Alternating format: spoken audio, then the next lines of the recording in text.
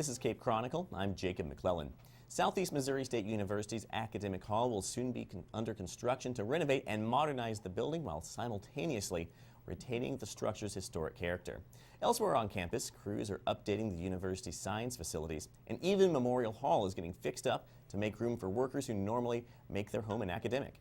I'm joined now by the university's Vice President for Finance and Enrollment Management, Kathy Mangels. Vice President Mangels, thank you so much for coming by to talk with us today. Well, it's a pleasure to be here. Well, let's talk first about the project that I think was the first one that started, which was the science facilities. Where are we at right now with that project? Well, we actually started a couple years ago just doing kind of a lab at a time every summer. And then last year, we worked with student government to be able to issue bonds to renovate the entire building. So we actually, when the students came back this fall, they found that we had the quad in front of the building already fenced off, and we're working on an addition to the building. So if you go by these days, you'll see they're putting piers to build a two-story addition. That's going to house all the new mechanical equipment for the building, and we'll do that first, and then we'll renovate the actual rooms that are already in the building. So when all is said and done with this project, I mean, how much more space is there going to be for science education at the university? Well, there will be about 4 more classrooms, but the real crux of the project is to modernize. You know, that facility was built back in the 60s, and it has original mechanical plumbing. It has some of the original equipment in those labs, and so our students of today, they need the most up-to-date equipment to learn from, and our faculty do research. That's where we're really going to shine, because we will modernize that facility.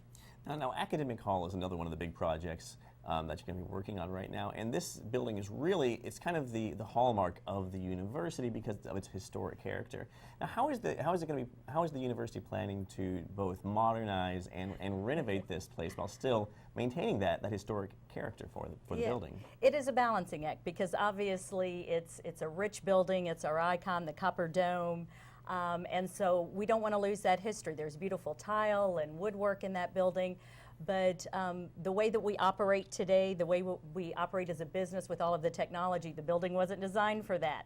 So it's truly a balancing act, and we have a great group of architects that have done other historic buildings.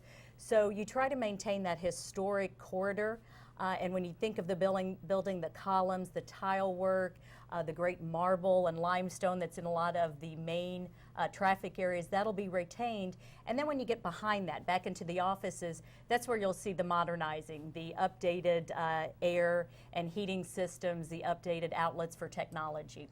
Now, how about the dome? Will the dome actually be accessible now? Well, we are putting in access to the dome as part of this project.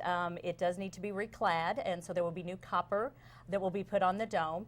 But from the inside, we will be adding both a new elevator that will have a stop up in the dome, and we'll be adding stair access. Now, at this time, we're not able to finish out an actual room that it goes to. That would be the idea of the future, if we can work with maybe some alumni and donors to get there. But it's unfortunate. It's an amazing piece of architecture. It's made of wood, and over the years, visitors who've gone up there have written their names in chalk, and so it's quite a sight to see. And unfortunately, right now, people don't get to see it.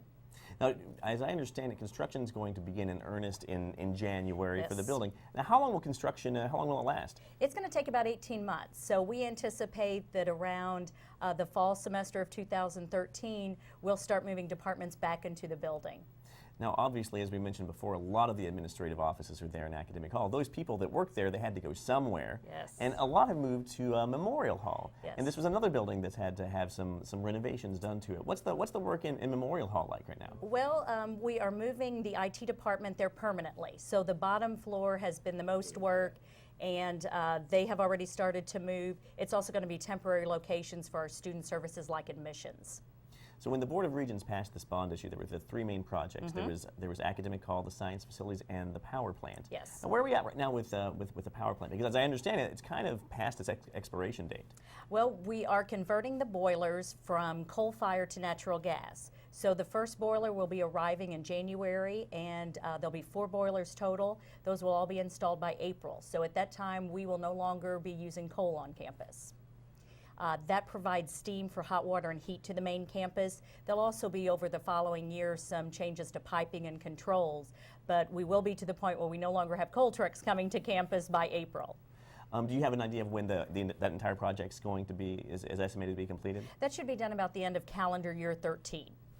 So we joke that fall 13 seems to be our magic date on many of our projects on campus because McGill, academic, the main part of the power plant will all be done during the end of 2013.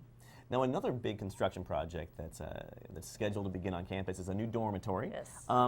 Give us a little bit of the details on that. How many beds, and where will this location be? Where will the dorm be located? Yeah, we're actually looking on Greek Drive across from the Polytechnic building. There's a surface parking lot, and that will be the site for a new 262-bed residence hall.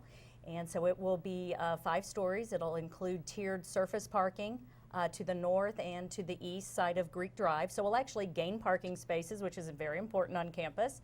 As part of the project, we've been deferring admissions the last 2 summers for students over 50 miles away who need housing, and so we need to create more space for those students. How is the university been able to do that this year? I know they've had to place some students in a hotel for a little while. Yeah, we've been very creative this year. We actually have about 50 students who are at the Candlewood Suites Hotel, which is an extended stay room, so it is a little bit more like an apartment feel. We treat it just like a residence hall floor. We have a resident assistant who lives on the floor with them. The students fall under the same code of conduct as if they're in a residence hall. It was offered to students of non-traditional age, students who had transportation. So it is filling a need for this year.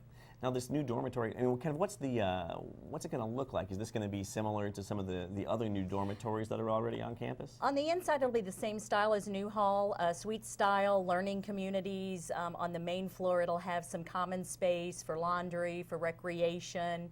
It's kind of in the shape of a T. The others have been a little bit more of a L design, so to fit the site, it's a T-shaped building. And but on the feel from the outside, the architecture will somewhat match Dempster and Polytech from the finishes. Okay. Well, tell us a little bit about ideas right now for the Greek campus, for Southeast Greek community, because what are the plans there for dormitories? Well, over the years, as we've dealt with the needs for residence halls, we've talked about a Greek village off and on, and so we're actually bringing in a consultant to work with the university, to work with our fraternities and sororities, and really do some planning and saying what do the fraternities and sororities want and need, what fits their communities, what's their ability to assist and operate a house for their organization. So we plan on doing that over the spring and summer and coming back to the board and making a recommendation of, you know, do we need to build some kind of additional housing? How would the relationship be with the fraternities, the Greek organizations? So it's kind of an unanswered question. So that's what we're going to study over the next year. Is there kind of an idea of where that might be located at? Well, when we look at available land that the university has, one area is out at the corner of Sprigg and Bertling on the other side of the athletic fields. There is a large amount of land there. It really depends on what's determined, how many houses, what the needs are. Now, going back a little bit to Academic Hall and to the renovation work there, could you just kind of give us a picture of what that area is going to look like and how it's going to differ from what it looks like right now on the interior of the building?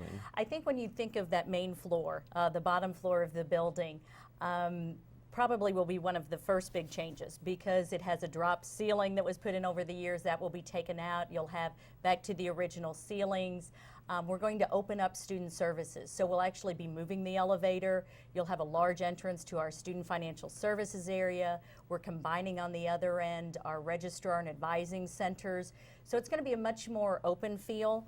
Over the years, as walls have been added and that, it's really kind of chopped up the building.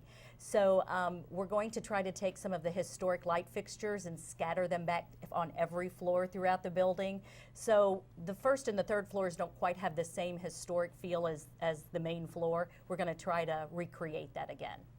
Now, as I understand it, the university has like a complex system of tunnels underneath it. Is that correct? Yes, we do. Yes, we do. Perhaps next time we do this interview, we can do it from the tunnels. We could take you on a tour. Fantastic. Kathy Mangels is the Vice President for Finance and Enrollment at Southeast Missouri State University. Vice President Mangels, thank you so much for coming by. It's been a pleasure. Well, thank you very much.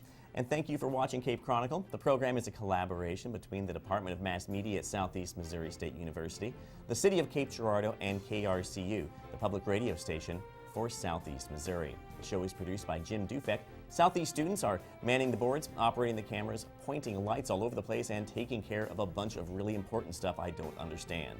I'm Jacob McClelland. Thanks for watching.